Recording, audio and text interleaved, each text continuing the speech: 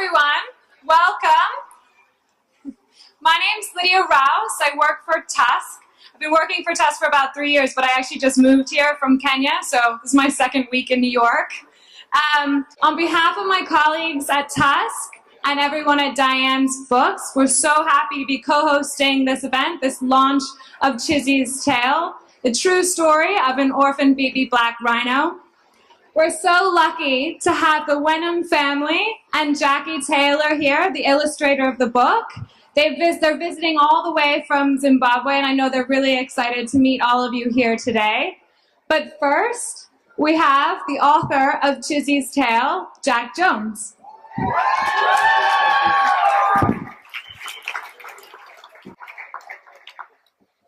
Good afternoon, welcome. Did you know that rhinos are this wide and this tall? And if they were here right now, with their huge hearts, they would be thanking each and every one of you for helping save them from extinction and live a safe and happy life. Unfortunately, they couldn't make the party, but in their place, I want to thank you for coming today and for reading the book I wrote, Chizi's Tale, the true story of an orphan black rhino. This story began August 22nd, 2013. My good friend Colin Wenham discovered an abandoned, day-old baby black rhino in Zimbabwe, a country located in southern Africa. After unsuccessfully trying to reunite it with its mother, Colin took the baby home. Because it was a baby, it needed to be bottle-fed milk all day and all night. To accomplish this demanding task, Colin enlisted his wife Annie and his 3 children to help. Together, they named the baby Chisiwana, which means orphaned one in the local dialect. They nicknamed him Chizi. From the time Colin introduced Chizi to his new family and home, his wife Annie began sending me a photo journal of Chizi's progress. Her emails were literally the highlight of my week. For even though Chizi was a black rhino, he exhibited almost all of the characteristics of a human baby. He wanted to be hugged, he wanted to nap, he did not want to be left alone, and he desperately wanted to suck on someone's thumb when the lights went out. I've been fortunate enough to go to Africa every year since I was 6 months old, and I've seen as many wild animal encounters as one could see on the Discovery Channel in a year. However, nothing prepared me for the emotional impact Chizi's almost human qualities had on me. Eagerly reading through Annie's weekly photo journals and witnessing Chizi grow month by month, I almost began to believe that Chizi was my little brother. And that's when it dawned on me that this story had to be shared with others. Black rhino populations have crashed from 65,000 in 1970 to fewer than 5,000 today. At this rate, they'll be extinct within our lifetime if we do not do something to stop it. These majestic creatures are killed by heartless poachers who only care about the money that they can get from selling the rhino's horn, which can be as much as $250,000. Now let me ask you a question. Would the poachers kill these animals, or the consumers buy products from the rhino's horns, if they knew just how much like humans rhinos really are? I don't think so either. That is really the intention of this book, to inform people just how warm and tender these fearsome-looking animals really are, and to educate people through a listing of facts in the back of the book about the black rhino. Hopefully this book will accomplish 2 purposes. First, it will help raise money to save the black rhinos. All proceeds from the sales of the book will be donated to Tusk. Tusk is an English-based non-profit dedicated to saving and preserving black rhinos as well as other endangered animals like elephants. Second, and more importantly, hopefully this book will be a clarion call to everyone that on our watch we are in danger of losing one of Earth's most iconic animals. And I desperately don't want that to happen. So please join me in this struggle. If you have any questions, please go to my website, chizistale.com. Thank you for coming today and have a great afternoon.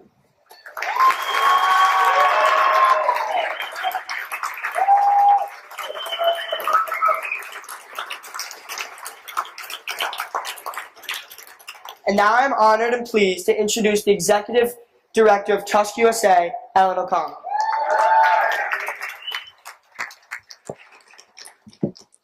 thank you, Jack. And I'd like to thank Diane's Bookstore, also in the Tudor Jones family, for hosting this event. It's really fantastic, and it's wonderful of all of you to make it here.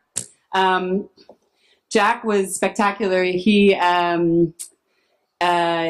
really is such an example to you kids on ways that you can really get involved in the work that we're doing and help to save animals like the rhino. The only thing that I would say that is missing from Jack's speech is a tusk hat. So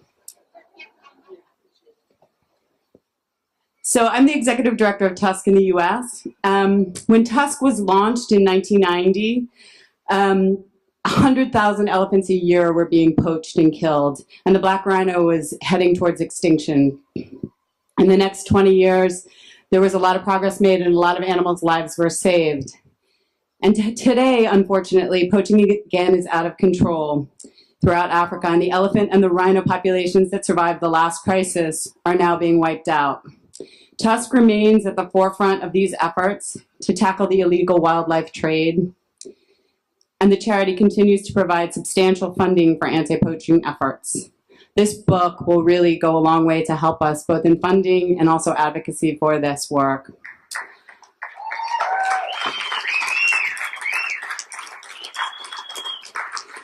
So Tusk, I think, is a really unique organization. We're small, we're streamlined, and we're efficient. 85% or more of the funding goes into the field. We spend as little as possible on administration. And our approach to conservation recognizes that the long-term future for wildlife in Africa, other natural resources, is dependent on sustainable development. And so we work in communities, we invest in education for children, and we invest directly in wildlife. So your support today is just fantastic. We have a table over there with additional information for Tusk. We also have a table where if you want to try to do something like Jack has been doing, is we have postcards that you can send to Governor Christie, Governor Cuomo, Prince William, David Beckham, Yao Ming, Dave Matthews, to thank them for the enormous work that they're doing on the illegal wildlife and poaching crisis. So that's today we have here, as Jack mentioned, the Wenham family who raised the baby rhino. And I have to say, when I was in Africa recently and there were 3 baby rhinos that I met, my daughter was furious that we couldn't bring home a baby rhino. So I think she's probably very jealous. She's in the audience somewhere today, very jealous of the Wenham family. So I'm going to introduce Annie Wenham, who will introduce her family and tell you a little bit about their experience raising a rhino in their kitchen. Thank you. Hi guys, are you all having fun? Are you enjoying yourselves? I'm Annie, and that's my husband Colin. And next to him is Chrissy. She's 9 and she's in grade 4. And then that's Scotty. He's 7 and he's in grade 2. And next to him is little Murray, who's 4 years old. So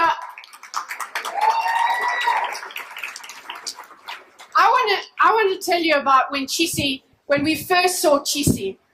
The scouts called us and we came across this tiny little black rhino.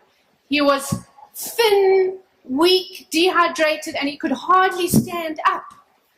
From that very moment, we fell in love with him, and we just wanted to care for this tiny baby.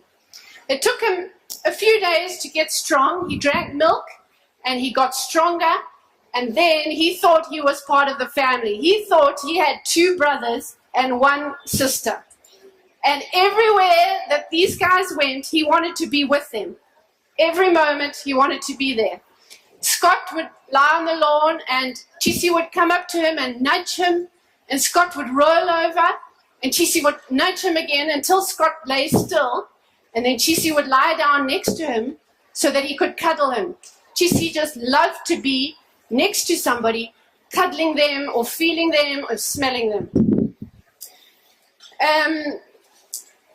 Now, having a baby rhino in the house doesn't come without challenges, and our biggest problem was the peeing story. You know, he's drinking milk all day long. It's got to come out. So, if he was in the house, we had a little blue bucket that we kept in the house. And if anybody saw him doing the peeing ritual, something he would do just before he peed, they'd have to run for the buckets and put it under him. So this is what he did. He would go along and he would sniff the ground, and then he would do a turn like this, and then he would bend his back legs. And then we knew we were in trouble if we didn't have the bucket nearby. So we'd put the bucket under his legs, and we would catch the pee. And you know how long he peed for? Longer than a minute, non-stop. That was a problem. Anyway, Chizi, just like a kid, sometimes you don't want to go to school. Is that right? Some days you don't feel like going to school. Well, Chizi didn't always want to go for his walk with the scouts into the bush to go and eat leaves. And he just wanted to be with the kids at home. So he would refuse. The scouts would call him and he would say, no, he's staying at home. So we would trick him. And we would send Scotty or Murray with the scouts out the gate. Then he was happy. Then he would follow. And then when he was dawdling along the road and not looking, Scott would hide behind a rock or a tree. And then Chizi would look up, and all he had with him was the scout. Then he would be scared to be alone in the bush on his own, so he would follow the scout, and Scott would run home. When Chizi became 9 months old, our little tiny baby had turned into a 600-pound baby. He was still a baby, but he was huge, like this. So he could no longer live in our house, and he then had to live in the bush. He still gets looked after by the scouts, but he doesn't come back into our garden anymore because he could hurt the kids just by playing. The next challenge now is for him to be reintroduced into the wild so he can become a wild rhino, and that's what we're doing at the moment. And if you have any questions that you'd like to ask, you can ask Colin or the kids or me. So thanks for coming, and please feel free to ask anything you'd like to know.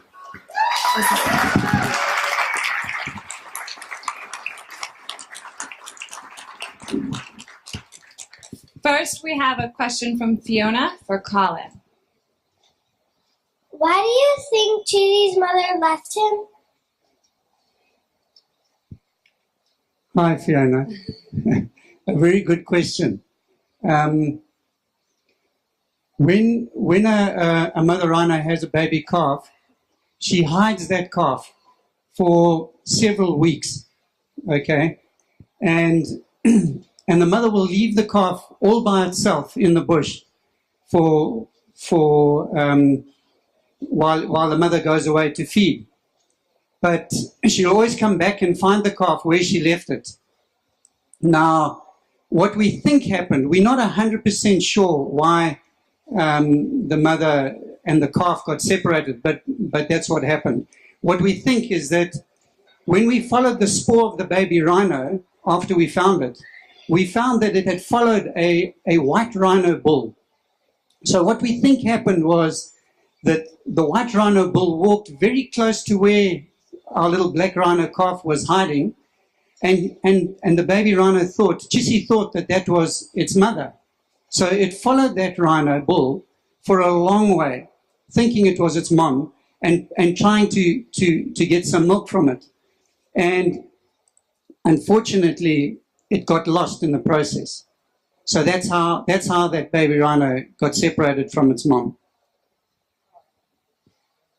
Next, we have a question for Jackie from Carly. What's harder to draw, people or animals? I think that animals are much harder to draw. I think a lot of the time, because we don't see animals every day, so we might see our own cats or dogs, and we see lots of other people, but to see like a rhino or an elephant or a giraffe, you've got to go either to the zoo or into the bush to see it. So I would say, yeah, that animals are harder to draw. And a question for Jack from Maddie. Is everything in the book true, or did you just make stuff up? That's an excellent question. Everything from the book is true. It's based on a true story. It's also a touching story, and nothing's made up. A question for Scott from Tommy. Does Chizi recognize you? Yes, he does.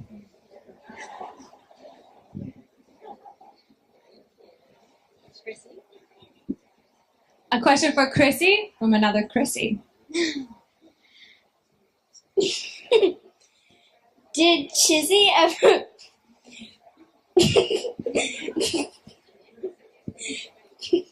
poo in the house? Who cleans up after Chizi?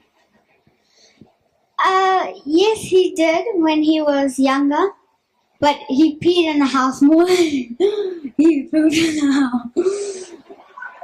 Who cleaned it up? Mom cleaned it up.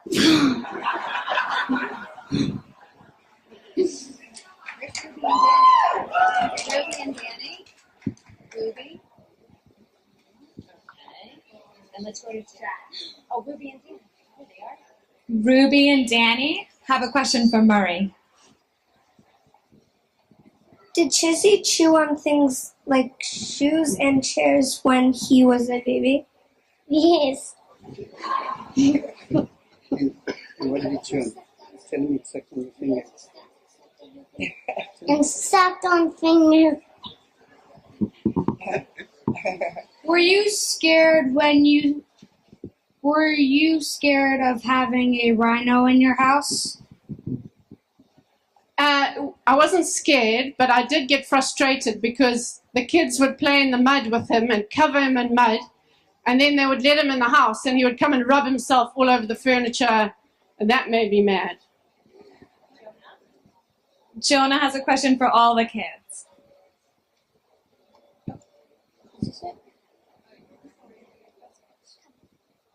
Does Chizi snore in his sleep?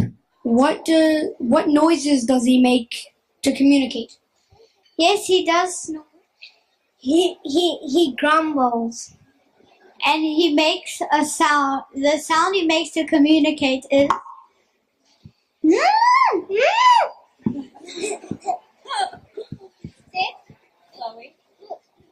Okay. It's for Colin. Does Chizi have his horn now? How sharp is it? Does Chizi bite? Hi. Yes, Chizi has a horn. And with little rhinos like this, their horn grows about half an inch every single month. So when we first got him, he had no horn at all. But now he's a year old, so his horn is about 12 centimeters. So what's that? About 6 or 7 inches long. And he can certainly bite. If you put your hand in his mouth, he's got a good set of teeth in there. When we first found him, he didn't have any teeth, but they grow very quickly because they have to start learning to eat leaves and sticks very, very soon. So he's got a good set of very sharp teeth. But he won't bite unless you put your hand in his mouth accidentally. Our last question is for Ellen.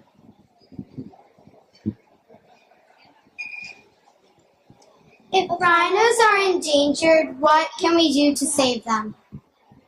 That's a terrific question. Well, one of the things you're doing right now is being here is really helping. And of course, you can get your parents to buy a book, and you can send postcards that we have over on the table there. And you can join our mailing list and get involved with organizations like Tusk and learn about different ways to get involved. But really helping to spread the word, coming to events like this, paying attention to the issues about wildlife trade. So you're really on the right path already. So enjoy the day. But please sign the postcards, buy a book, and learn as much as you can about this issue.